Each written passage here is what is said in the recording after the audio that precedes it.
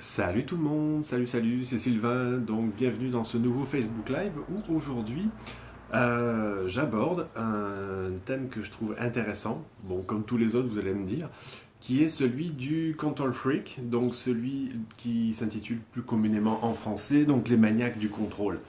On est dans une société de plus en plus contrôlante, on est dans un environnement qui nous demande d'être de plus en plus contrôlant, d'être plus en plus à jour vis-à-vis de tout ce qu'on nous demande. Et en fait, c'est intéressant de voir comment on prend conscience de notre façon d'être dans cette façon de faire les choses.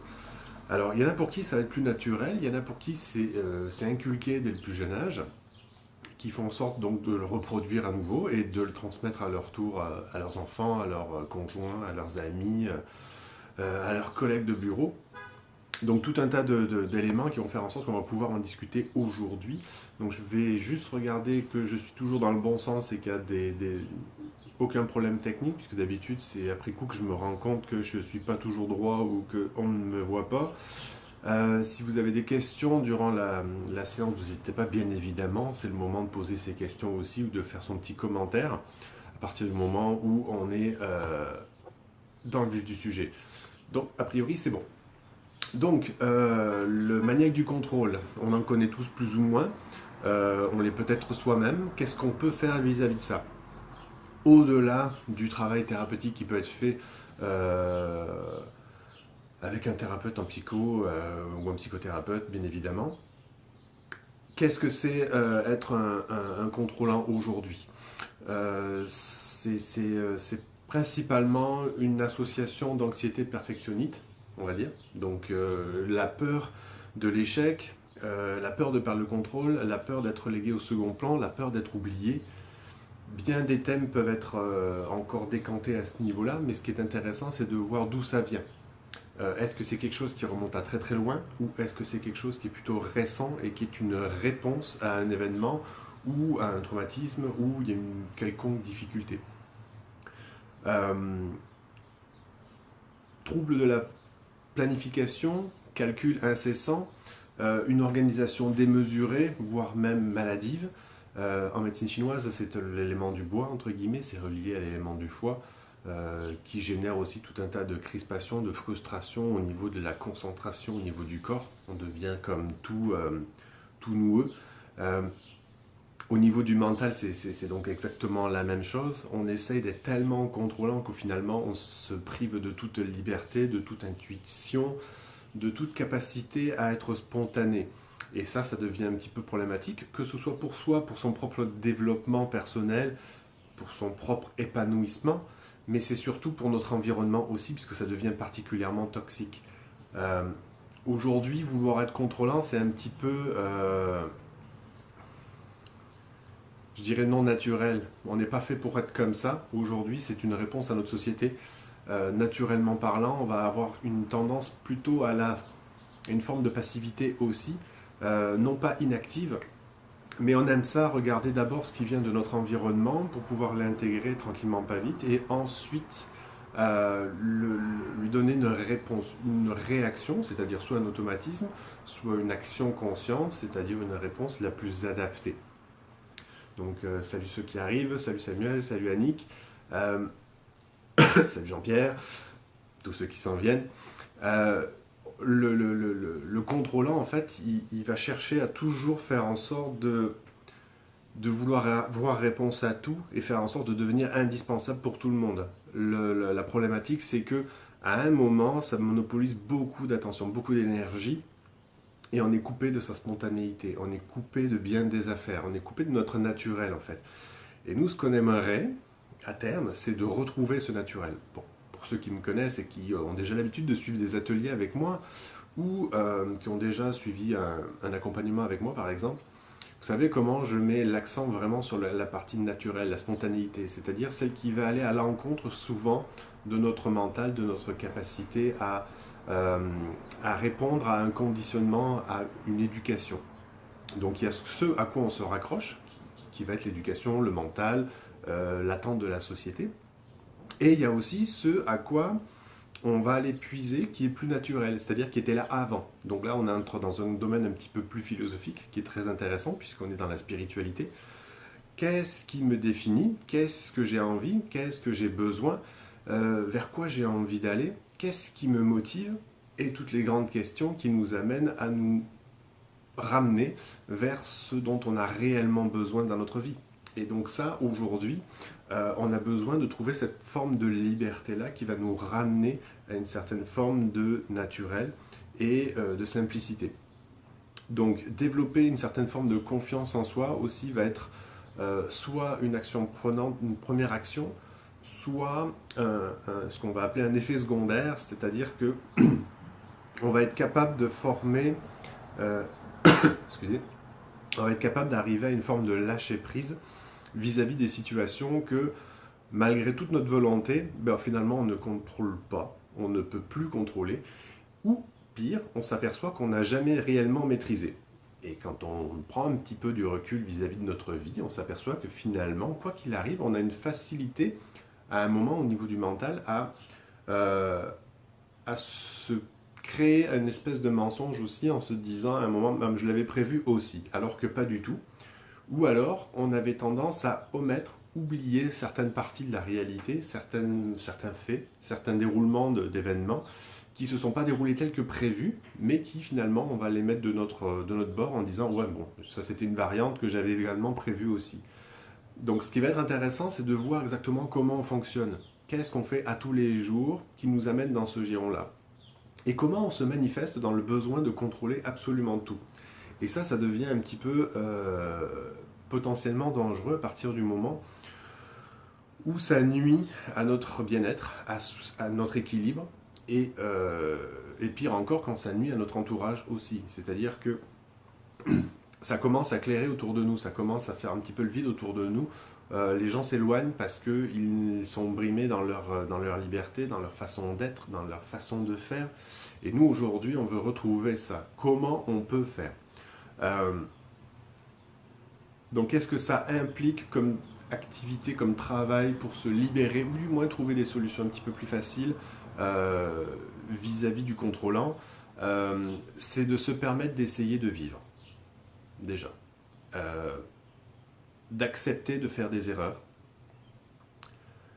de se laisser apprendre, c'est-à-dire que quoi qu'il se passe, quel que soit le résultat, quelle que soit l'envie, mais quel que soit le retour qu'on en a, c'est se permettre de voir que dans tous les cas, on va apprendre. Et on apprend dans l'erreur, on n'apprend pas en étant tout le temps dans la perfection, et à ce moment-là, on fait une forme de stagnation à la place. Donc nous, ce qu'on veut, c'est apprendre. Donc l'apprentissage passe forcément par des zones d'inconfort. Alors, plus vous allez tomber dans l'inconfort, plus ça veut dire que votre façon de faire n'est pas la bonne. Donc ça veut dire que vous êtes censé pouvoir adapter en temps réel votre façon de faire ou votre façon d'être pour faire en sorte de pouvoir corriger le tir et de revenir vers quelque chose qui est censé être fait, qui est plus naturel. Ça veut dire aussi accepter de se mettre en difficulté. Tout savoir, on s'entend, c'est pas possible. Tout réaliser, c'est pas possible non plus. Tout faire n'est pas possible et purement illusoire. Donc se mettre en difficulté pour sortir de sa zone de confort et avancer vers quelque chose de nouveau qui va nous permettre de mettre en place de nouvelles ressources, ou si on n'est pas capable de les générer nous-mêmes, demander. Ce que notre société a un petit peu de mal à faire, mais ça va nous amener à sortir de nos habitudes pour faire en sorte de poser des questions, de demander de l'aide, de demander de l'assistance au cas où. Ça va nous demander d'expérimenter des nouvelles choses. On ne sait pas tout, on n'a pas tout fait, et on est loin d'avoir tout fait, et a fortiori, une situation peut être vécue différentes fois à partir du moment où on y met un différent état d'esprit. Alors, excusez-moi, je prends juste une petite gorgée. L'état d'esprit va donc tout changer. Pour la bonne et simple raison, c'est que je peux vivre deux fois la même situation. Si j'y vais avec deux humeurs différentes, deux états d'esprit différents, je vais avoir deux résultats différents. Et c'est là où tout devient intéressant, puisque ça nous permet de vivre des situations de manière radicalement opposée en fonction des jours, des humeurs, de l'environnement, des personnes présentes. Donc nous, on a besoin de cette forme de lâcher-prise-là, d'observation-là, de conscience-là. Ensuite, Il y a le côté émotionnel. Est-ce que je peux me permettre d'explorer mes émotions pendant que je suis en train de faire quelque chose? Qu'est-ce que je veux absolument contrôler? Qu'est-ce que je ne veux pas voir? Qu'est-ce que je refuse de laisser faire, de laisser venir? J'ai besoin d'explorer ça. Ensuite, il y a la façon dont on peut se permettre d'explorer notre imperfection profonde, notre fragilité profonde aussi. Pour ceux qui me connaissent et qui ont un minimum de connaissances dans la philosophie aussi, notamment la chinoise, dans le Tao, se permettre d'expérimenter les imperfections des choses va nous permettre d'en apprendre plus sur nous, plus sur notre environnement et plus sur notre relation entre les deux. Ça va nous permettre d'aller encore plus loin et d'apprendre. Toujours, on est toujours dans cette notion-là. Quand je suis en train de vivre une situation, décidément, les allergies du moment sont assez fortes. Quand je suis en train de vivre une situation, quelle qu'elle soit, donc je suis dans un extrême, on va dire. Mais à un moment, par défaut, par l'écoulement naturel des choses, je vais descendre et directement aller explorer son contraire à un moment ou à un autre. C'est la continuité logique des choses, des événements. Si je suis très contrôlant, c'est pour une réponse à quelque chose qui m'a permis de voir que je n'étais pas contrôlant et que je perdais ma sécurité, sous une certaine forme.